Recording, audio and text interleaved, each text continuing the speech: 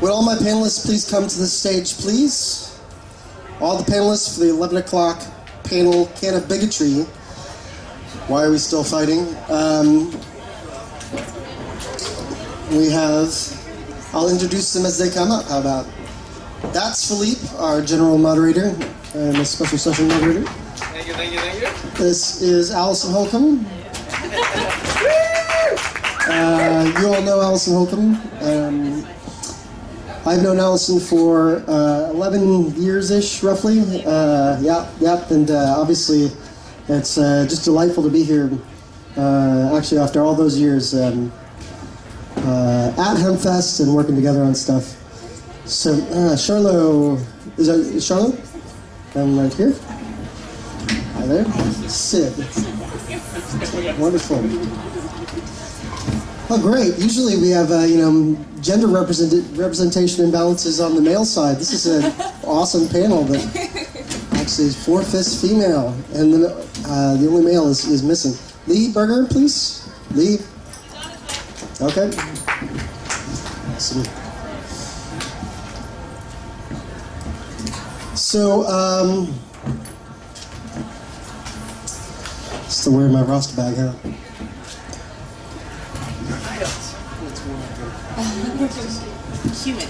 Humid. How many people were here yesterday? Excellent. So glad it's drier today.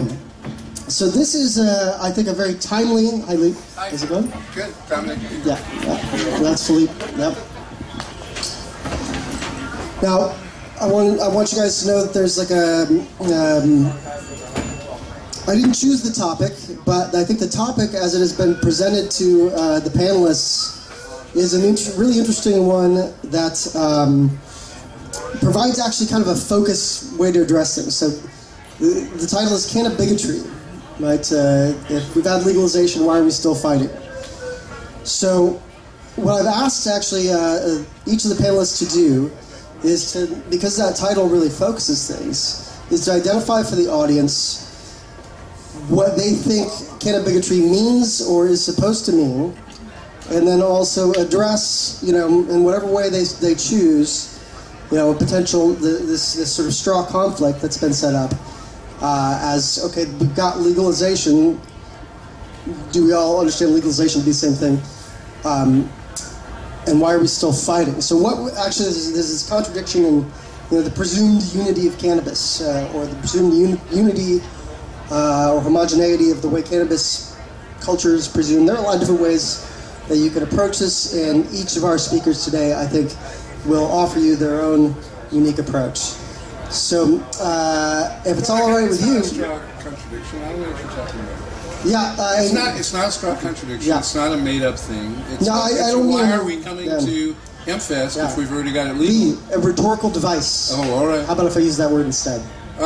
Rhetorical device. Use whatever word you like. Yeah. Sorry. Straw contradiction is certainly the wrong term. I meant rhetorical device to be able to ask a question that is focused about, That's better. Yeah? Sound good? Yeah. Okay. All right, Lee, actually I'm going to start with, since we've got 4/5 women, I'm going to start with women at the front and work our way back. So Sid, would you like to start us off? And I can stay seated? You can absolutely stay seated. All right. I think that cannabigotry is a really vague term and kind of manifests itself in a lot of different ways throughout society. Pretty much in any way that you can be discriminated against, people experience cannabigotry. I think that my situation, I was fired as a local news anchor because I had THC in my system, even though I came to work sober every day, is a really good example of cannabigotry, because even though it is legal now in Oregon and a handful of other states, I, as an adult, was not able to use it in my free time and also hold my job.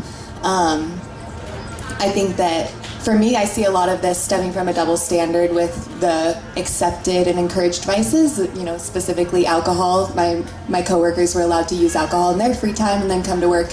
However, I was not allowed to use cannabis in my free time. So we see this in all areas of society, but for me, when it comes to employee rights, that's what I want to draw attention to. If we're all adults and it's legal, why can't we choose to use THC or marijuana and have THC in our system in our free time? It just doesn't make sense, and we need to draw attention to that. That's a really nice focus connected directly to your story. If you would actually tell the audience really quick a little bit about your story. This is the first time I'm meeting you, but I know that you're a Eugene media anchor who was fired. So go ahead and tell that story real quick. Basically, it was corporate policy. I was filling in as a reporter that day, and I was in a minor fender bender. I tapped the bumper of the car in front of me, so I was forced immediately to take a drug test. And when I failed due to THC, even though my news director and assistant news director were fighting for me, and all of my coworkers who worked with me every day and knew that I was, completely sober and was a good employee, wanted me to keep my job, but then it came down to corporate policy just deciding it's not worth the risk. She had THC in her system. Someone who did not know me in another state made the call to fire me. And I was very frustrated, and it just, like I said, it didn't make sense to me, and the double standard there seemed very unfair, the Cannabigotry and being discriminated against with the drug testing policy. So even though it's completely legal, I feel what they did was morally wrong, and so I feel like we need to draw attention to this because, yes, it's legal, but it's not fully legal. So discrimination in the workplace is a really clear connection to Cannabigotry, the concept, and the fact that even after legalization, there's still work to do with labor policy, right? So, Charlo, if you would like to go next before I make a brief self-introduction as well. I've actually never met you before. Well, I'm Charlo Greene. I am also a former news anchor. I quit my job last November. F it, I quit was the thing. So I became an activist. We fought really hard. We legalized recreational use in Alaska. Absolutely. And yeah, it's awesome. And we're still fighting up there. So I thought I could speak to the unique experience that we're going through, and hopefully if you're in a place that has, I guess, pending legalization, you can learn from this. But I don't know if we realized that when we legalized recreational use, we gave the prohibitionists that had been running the state and the legislature the power to make new laws. And so now they're using that to... It's almost as if they're trying to shrink the industry before it has a chance to begin. They're trying to delay things. I mean, it was less than a week after the vote passed. It wasn't even certified yet when one of our city councilwomen announced that she wanted to ban it in Anchorage, which has about half the state's population, to just outright ban it, less than 7 days after we all voted to legalize the recreational usage. So we're going through a lot of them now also, I guess, denying the existence or the benefit of medical marijuana. So instead of giving the patients the medicine that they had been waiting for since we passed medicinal usage back in 1998, now they're saying, well, we're not even going to put up any dispensaries. You guys are going to pay the same taxes that all of the recreational stores are going to have to go through, and we're just not even going to deal with that. And anyone looking to help out the medical marijuana industry, you guys are going to be banned from getting any sort of license, period, point blank.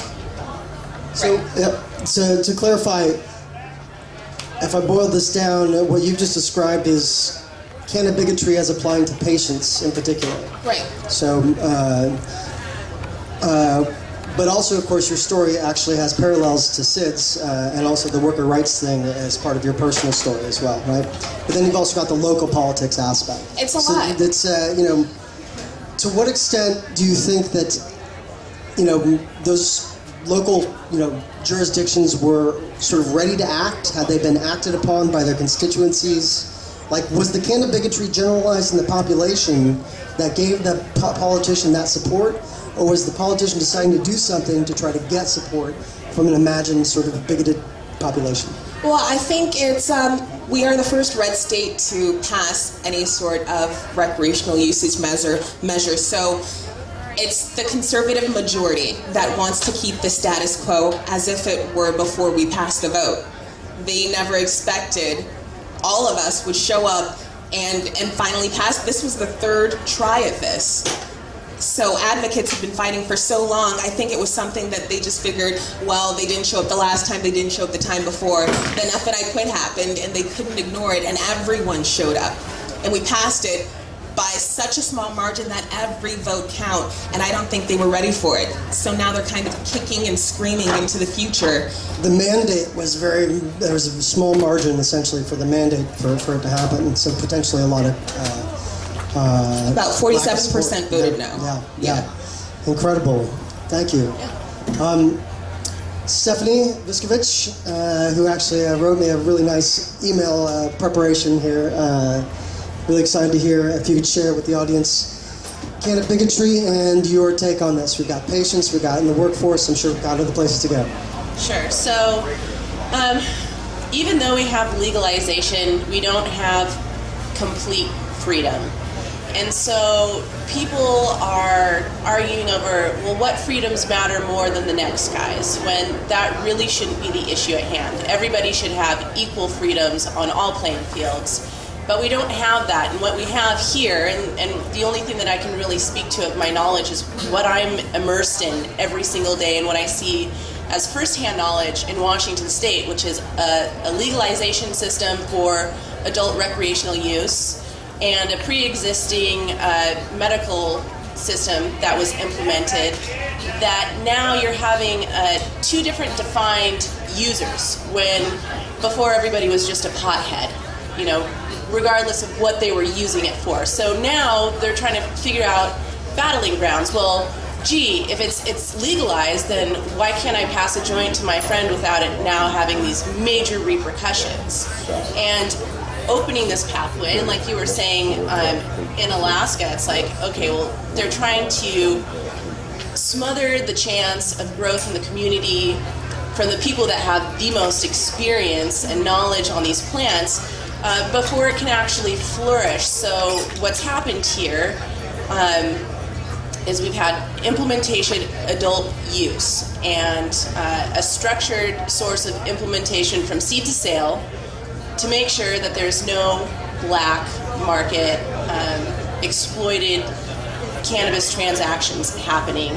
And it's forced our politicians to take a closer look at medical cannabis and say, okay, well, if we can structure this in a way for adult recreational use, why can't we structure this in a way where we feel it's safe from a public safety standpoint for patients?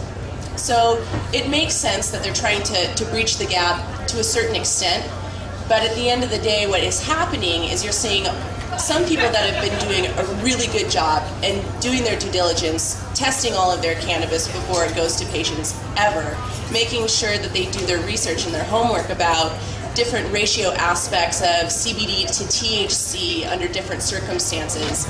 And whereas talking about it is a big no-no, well, talking about it at all is what has stopped a lot of activists from being activists in the first place, because they're too afraid of what might happen if they stick their neck out, because nobody else is doing it. So coming up to the point where we had adult use in Washington State, for 2 decades, medical patients had the option to speak out about this, but the medical community is such a very small community, and when you look at the definition of a medical patient in the state of Washington, you have to either be terminally ill or permanently debilitated, which really compromises that individual specifically from being able to give it their full effort, and they're the minority anyways. So legalization with adult use has kind of opened it up for more table talk, which is pressing some issues. And right now, the biggest tug of war I'm seeing is between medical patients wanting to have access to medicine that they need to sustain their well-being on a daily basis that is not going to be available for them. Even if it's in the interim, these people depend on their medicine so heavily that they're scared. They're scared, and they're scared to speak up, and they feel like now they don't have a voice because their pockets aren't deep enough to get enough attention. So that's where I'm seeing the majority of that bigotry going on. When really, when really this wouldn't even be an issue if the fear factor was taken out of it, if we could educate people better about medical marijuana without the fear of talking about it in the first place and, oh God, what's going to happen if I do? So, in the interim, Cannabigotry stems from having these different niche groups within the entire community that are looking at it from a micro level instead of a macro level. So if you're to look at the issue of descheduling cannabis out of a Schedule I substance, removing it from that list entirely, then the fear's gone. And then we can have open discussion. And then we can have open research and education to be able to figure out those implementations. So much in here to unpack. I don't want to occupy your time, but I just want to...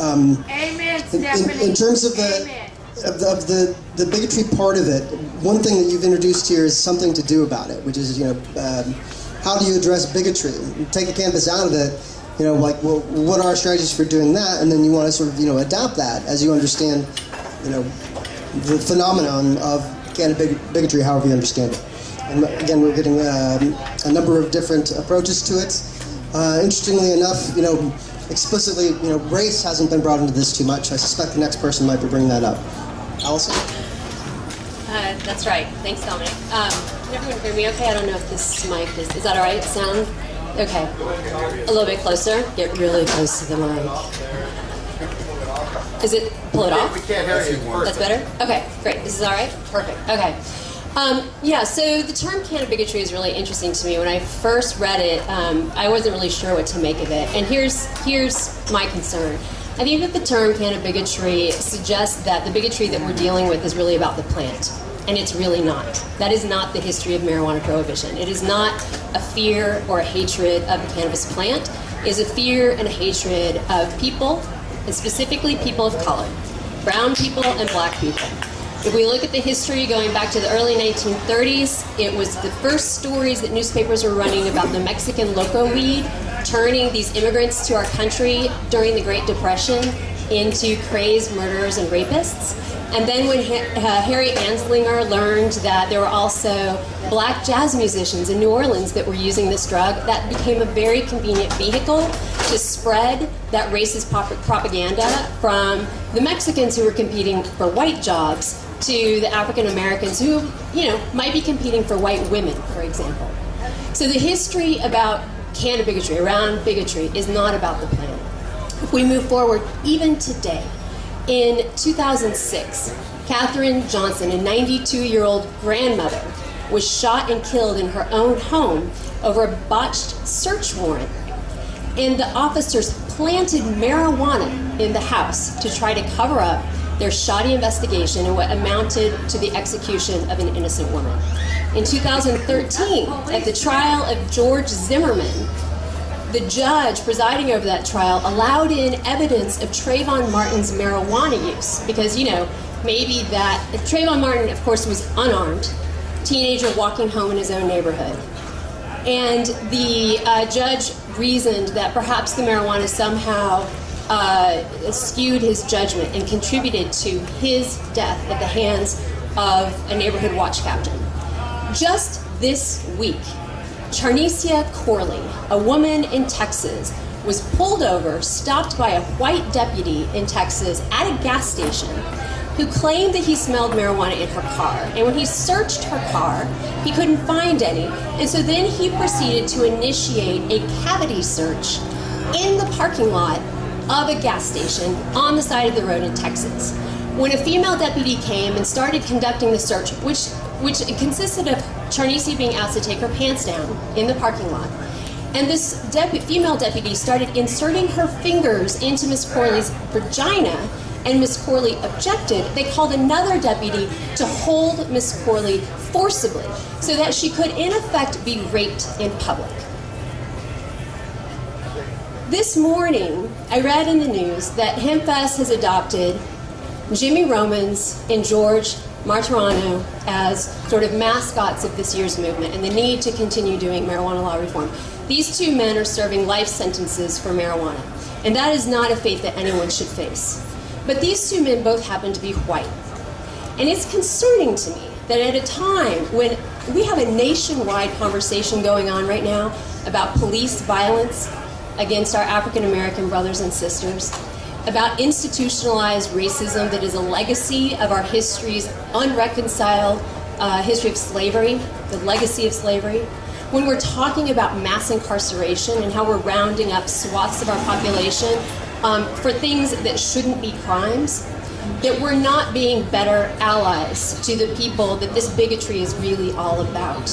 Just this last weekend, we had a very visible example of Bernie Sanders coming and trying to speak, and activists from the Black Lives Matter movement coming up to shut him down, basically on the grounds that the most liberal, progressive candidate in the presidential race right now is not talking about racial justice in the midst of everything else that's happening in the world, in our country.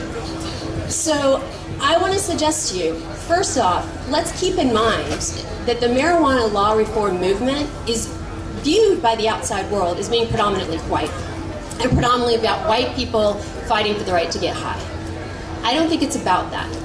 I think it's about fighting to stop the government from using your choice of substance as an excuse for institutionalized racism, as an excuse for rounding up 3 times as many black people who use marijuana as white people that use marijuana, even though we use marijuana at the same rates.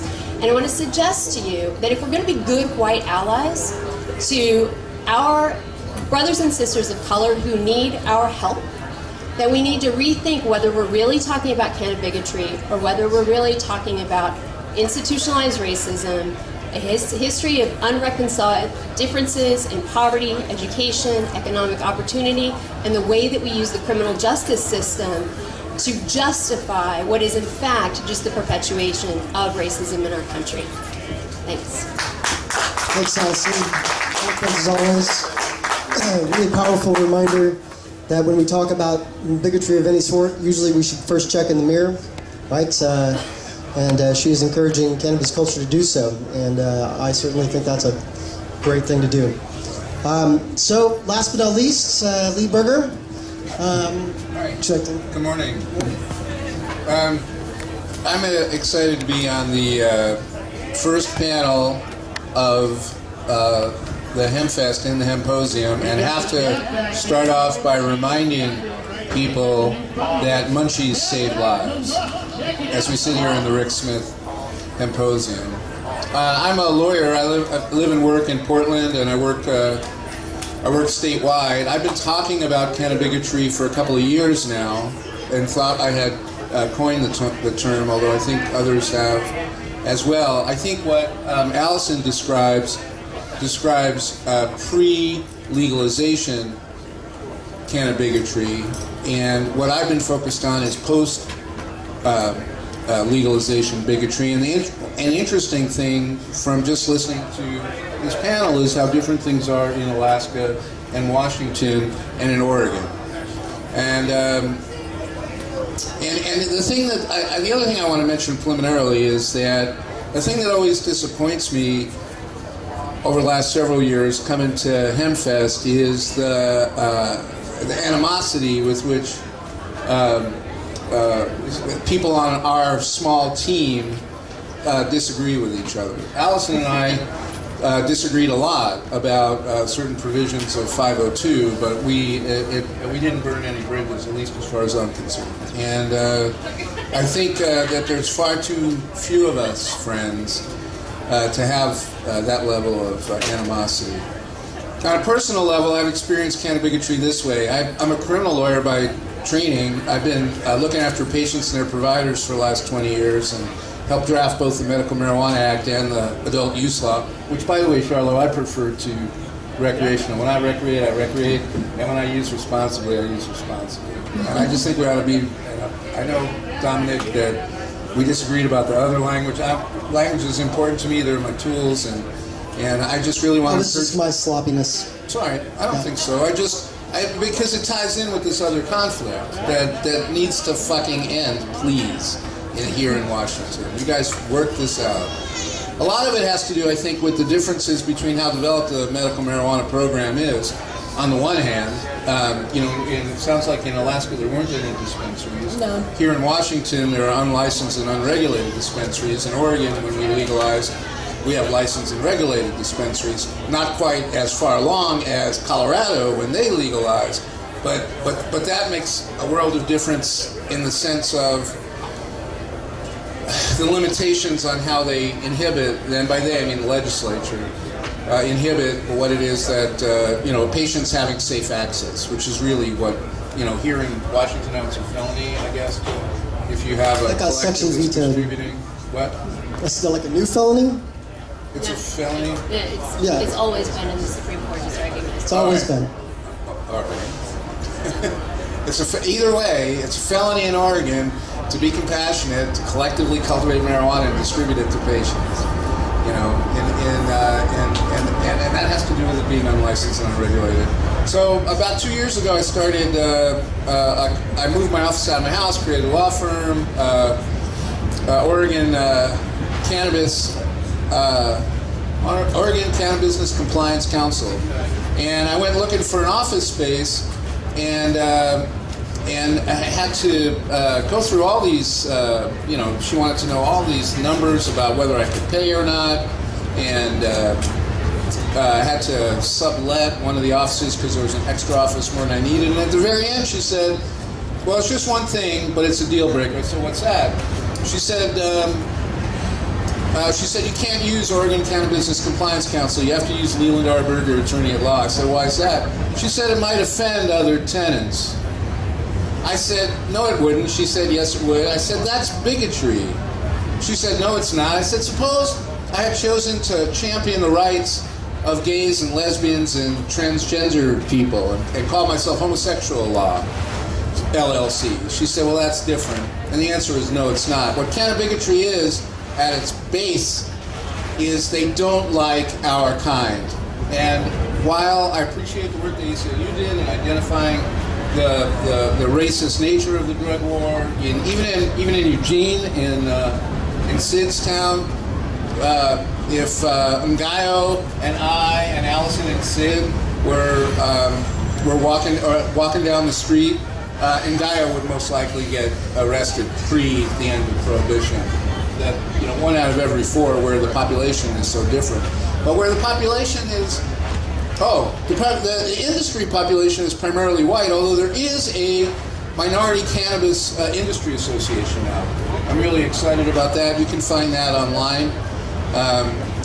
It's the guy Jesse, who is a co-owner of a dispensary medical dispensary in Portland. That's a big part of that. But industry, which I get how it feels like we legalized so that white people could get rich while black people got in prison. I understand that, and I'm hopeful that it's expanding. But the banning of the industry in places like Fife, Washington, and places like K Junction, Oregon, the bill that came out of the legislature that allows municipalities to ban all licensees except for medical cultivation. The bans that are going on is based solely on bigotry. When I spoke with the Medford City Council, they said, "Well, it's going to take us some time, and we're just we're worried about this and that." And I was like, there were towns in the South that didn't like suddenly when they had to go from having 2 water fountains to having 1 water fountain, but it's the same thing. They said it's not. I think it is. So for me, the cannabigotry is primarily in employment, housing, and in banning industry. So the denial of rights on the basis of one's stigmatization as a cannabis user, producer, consumer, industry person, culture person, what's the unifying thing here? I mean, cannabis as a word obviously refers directly to the plant, but in terms of bigotry, you usually have to have kind of a population that's generally kind of like got characteristics that like they go together somehow. I agree with the part of what Alison said about that we're viewed as fighting for our right to party, and I think that when I say they just don't like our kind, I mean they just don't like what they think are stoners, and it's because they haven't met responsible cannabis users like Charlo and Sid, who get fired for being not impaired at work and Right, for no other reason or than just yeah. or fuck it, I quit. Right? Exactly. It's a tremendous activity. Do you want to weigh in, Charlo or Sid? Well, on the basis of race and how it affects all of us, I think it's beyond just what it's done for us. I think a lot of people are afraid of what we can do as a people once we get to the end of marijuana prohibition. Once we realize how much more powerful we are and that we've been in the seat to control our lives, we just haven't been brave enough to stand up and demand that we have that power back. I think that's something that drives this blind fear and want to keep things as they are, even though people know that people are dying without their medical marijuana and that people are getting locked up left and right over a plant. I think it's the fear of what we can do that's also driving this blind hatred. Is that what bigotry is? It's just a blind... I think Galib actually posed it in actually a pretty good, concise way. Could you repeat repeat that again for the audience? Which it was they don't want our kind around. Bigotry is they just don't like our kind. They just don't like our kind, and which is definitely that applies to pretty much any kind of stigmatization based on difference. It's racial, yeah, definitely, but the history of race is not actually just about color. It's about constructing difference in society, and people who can be trusted to govern themselves and people who have to be disciplined in other ways, right, for Foucault. So, Stephanie. I'm just going to say real quick, a lot of this fear and bigotry and them just not liking our kind comes from misconceptions of poor information and lack thereof. So if we could open up the ability to do more research and learn about these things, I don't think people would be so blindly ignorant to just not like our kind if they had a better understanding as to what the capability of this plant truly is.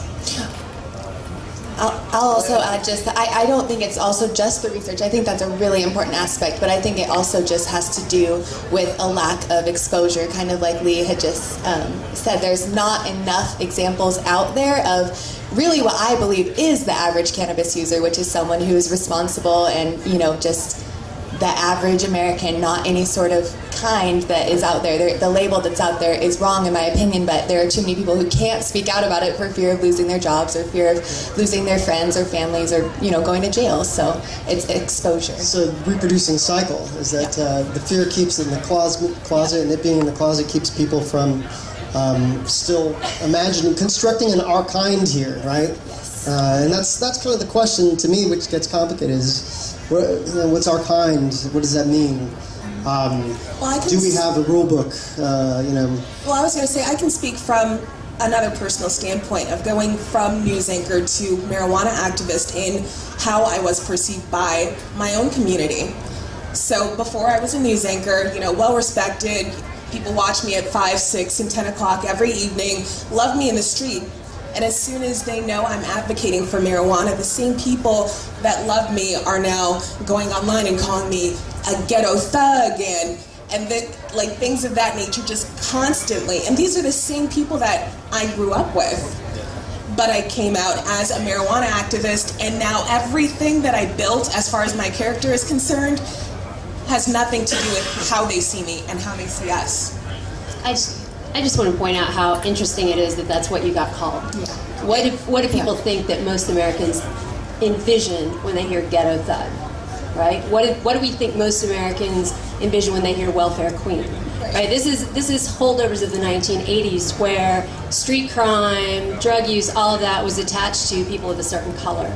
And while, you know, there's a lot to be said for educating people about the plant itself and trying to take away fears of the plant, I think we're kidding ourselves if we're not saying that the fear of the plant is really the fear of the people that are using the plant. And there will always be a different way for politicians to find a way to segment and marginalize the population. And if we don't embrace that and start having a conversation about why did the prohibition happen and why is the criminal justice system the tool that we're using to deal with the fact that We're not investing in education. We're not investing in communities struck by poverty. We're not investing in adequate health care for people. And instead, our idea of dealing with the fact that some people get in trouble with substances, a lot of people don't, but some people get in trouble with substances because they're self-medicating, because they're not provided the opportunities that other people are having, that there is already structured inequality in our system. We're just going to keep having the same argument. And, you know, and I know that I'm only speaking for myself necessarily, but if we're only talking about marijuana, we're really missing the boat. What's going to happen when we start talking about cocaine? What's going to start happening when we talk about heroin, about meth? And by the way, there are racist stereotypes that go along with each of these drugs. That is no coincidence. This is at its heart about social control, segmentation, and exclusion. So I don't want to underestimate the racist application of the drug war. What the drug war accomplished is a disenfranchisement tens of thousands of African Americans, particularly in the southern states, and that's changed a lot of history in terms of who's elected and not elected.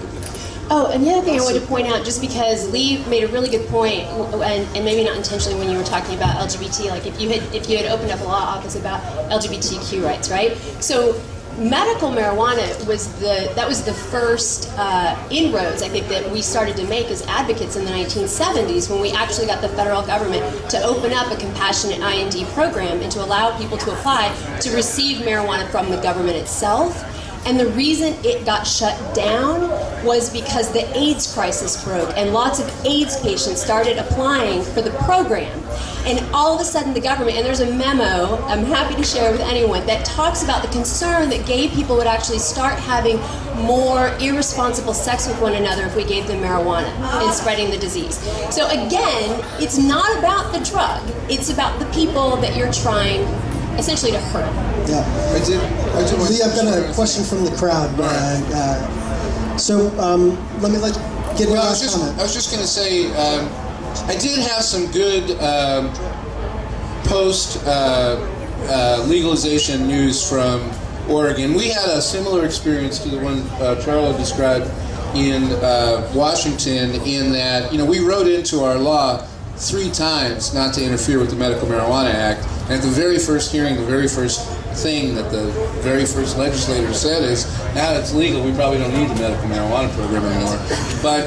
But we were able to make some compromises on that. The good news is we enacted we've moved further forward on marijuana law, criminal law reform than any other state so far. And including allowing expungements of virtually all prior marijuana convictions, which is becoming a national thing. So we've got 5 minutes. I do want to get the couple of people who came up to ask questions to get their questions in. So Joy, I'm going to walk down to you. I first wanted to thank everybody on the panel for your individual work. Thank each of you. Thank you so much, Alison, for your work, especially and particularly on the national campaign to end mass incarceration. Thank you. Question is for Lee. Move back. Question is for Lee. All right, we're filming. Sorry, Lee. So Grateful Dead tour, hi sweetheart. The early '90s. We could have an entire panel, and perhaps absolutely should have an entire panel, on the racial disparity, which deserves its own conference. Absolutely. Grateful Dead tour, it was a different type of an interesting social science situation where we have mostly white people and several college educated. I had at that point my children, my 2 babies on Dead tour before Jerry Garcia died, and we would see unbelievable violence. I mean, on a Saratoga Springs show, which is horse races, all the cops were on horses, and we would literally be on, blankets with our babies after the show, and these cops were coming through 10 at a time on horses, and it was move your fucking babies off the blanket or you're gonna get trampled on. And we would sit there and be like, but wait, why are you doing this to me? I come from a privileged, educated home. I have college education. What are you doing to me? And then we would rise up and we would attack with the media. And oftentimes the media would respond. And one terrible event happened in Maryland where we saw actual baby carriages with babies in them. And these were of white people. that were being torn apart by security guards. And that was in Maryland, and we got response from the media there. And then we're watching The Wired and looking what's happened in Baltimore 20 years later, and no response at all. And I wanted your perspective on that interesting piece of how they will attack communities of hippies, and it was kind of like shooting fish in a fishbowl at the Dead shows. When I think of Dead shows in the early 90s, I think of Operation Dead End and of our brothers and sisters who are in prison for LSD offenses. And I hear you about harm reduction for cocaine and for meth, but the next legalization movement ought to be for LSD, in my opinion. That's what I think. I like to occasionally say publicly, and this seems like a good group to say it in, that I'm a better trial lawyer from having used LSD in my younger days. I don't know if that's responsive to your question or not, but that's what it means to me. I want to make a sort of synthesis really quick, which is one that I don't think that they're disconnected. The structural racism that has constructed the drug war is the same structural racism that creates the possibility for cannabigotry to happen. And what I want to say is that historically, that's what drugs have been. The discourse of drugs have been ascribed to do to white people is turn them into black people, right? So going back to Norman Mailer's essay, The White Negro, the hipster, it's cultural miscegenation, essentially, that the concept of cultural miscegenation, which is at which you understand that racialization is about difference, it's about color, it's also about color plus other things. And I think what is interesting is we do have the structural story of structural racism, but we're also seeing basically the combination of different kinds of stigmatizations. So the gay cannabis user, the black cannabis user, that it doesn't. It's important to think of these things as multiple and connected processes that create, what we're trying to. And ultimately, what we want to know is what do we do? What do we do? And I think that we've run out of time, so I'm going to allow anybody that wants to make a final comment from the panel to go ahead and make a final comment. Just keep talking about it. In my opinion, the more we talk about it, the more people actually, if you can talk about cannabis use, the more normal it will become, and the more we'll be able to get over these other hurdles that are kind of more complex, I believe. Go ahead, I'm sorry. Well, I was going to say absolutely, and keep encouraging the people around you to keep talking about it. You have to consider this a war. Like, we are fighting for our lives, if not our own, for our children, for our neighbors, for the sick ones in our communities, and we have to not be complacent. And if you're sitting and watching people die, then you're just a part of the problem. So you have to get other people involved. If you have loved ones that aren't speaking out, just ask them, do you feel any differently about me because I use cannabis than what is going on here? I think being able to share your own stories and experiences about how unharmful it has been to you on a personal level with strangers is a really scary but important thing to do, because if you don't force yourself to have the uncomfortable conversation now, things are just going to get way more uncomfortable when they start taking away everything that we fought for thus far. And you never know who you could be sitting next to, what their experience is, or what they might be able to do to further push the issue or the cause in a positive way. And you're never going to know if you don't open up that conversation. So do it. Throw yourself in uncomfortable situations and talk about it. Talk, because as a community, the more efforts that we've got, pushing this boulder, it's just going to make it easier for everybody in the long run. Thank you, Stephanie. Alison? Yeah, I think everything that they've said is 100% right. It's all about having the conversation. It's all about telling your own truth and not being afraid to say, I don't know the answers, but I would really like to be engaged in a conversation with you about how we might come up with answers together. Don't be afraid to not know. How do you deal with the big, complex questions, but just say, I'm troubled by them. Can we talk about it and work together to find those solutions?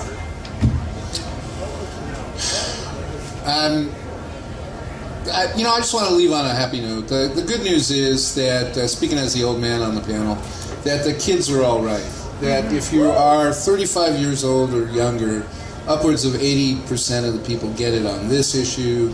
They get it on gay marriage. They get it on a host of issues. A lot of this change is just, and a lot of these problems are just temporal.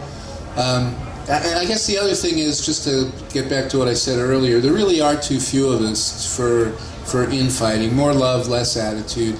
Let's work together. Let's get her done. Thanks. Thanks, Lee. Thanks, panel. Awesome discussion. Awesome discussion. Speakers, if you will, find your way over to the speakers tent to talk to people so people can maybe ask you questions one-on-one. That'd be real nice. Otherwise, thank you very much. I'm Dr. Dominic Corva, Center for the Study of Cannabis and Social Policy, and have a great Hempfest.